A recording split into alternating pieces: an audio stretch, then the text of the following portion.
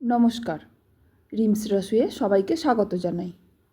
আজ বানাবো আম সন্দেশ। রেসিপিটা শেষ পর্যন্ত দেখার অনুরোধ করছি। আম সন্দেশ বানানোর জন্য আমি দুটো আম নিয়েছি।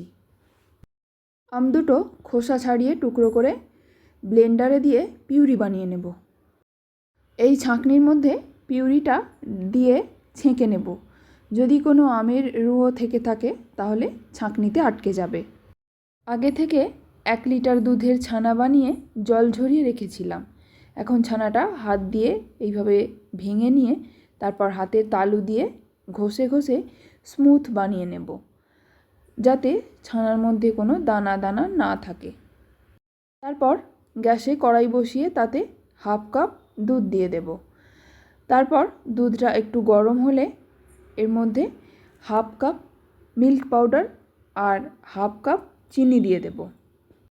গুঁড়ো দুধ আর চিনিটা দুধের সঙ্গে ভালো করে মিশে গিয়ে যখন ঘন হয়ে আসবে তখন আমের পিউরিটা দিয়ে দেব। আমের পিউরিটা দেওয়ার পর 3-4 মিনিট ধরে নাড়াচাড়া করব। কিছুক্ষণ পর 1/2 চা চামচ ছোটো এলাচের গুঁড়ো দিয়ে দেব।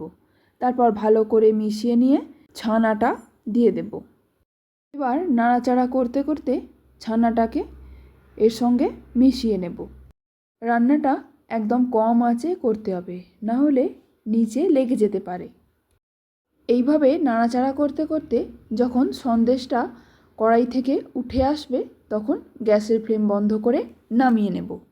সন্দেশটা ঢেলে নেওয়ার আগে ওই পাত্রের মধ্যে আমি একটা বাটার পেপার বিছিয়ে দিয়েছিলাম। সন্দেশটা ঢেলে দেওয়ার পর উপর থেকে অল্প পিস্তা কুচি আর আমের কুচি ছড়িয়ে দেব।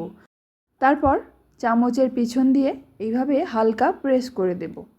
এরপর সম্পূর্ণ ঠান্ডা হয়ে গেলে পিস করে নেব। এইভাবেও সার্ভ করতে পারেন অথবা ফ্রিজে রেখে ঠান্ডা ঠান্ডাও সার্ভ করতে পারেন। তৈরি হয়ে গেল আম সন্দেশ। আপনারাও বাড়িতে এইভাবে একবার ট্রাই করুন। আশা করছি ভালো লাগবে। ভালো লাগলে প্লিজ একটা লাইক, শেয়ার আর আমার চ্যানেলটি সাবস্ক্রাইব করে দেবেন। শেষ পর্যন্ত ভিডিওটি দেখার জন্য অসংখ্য ধন্যবাদ।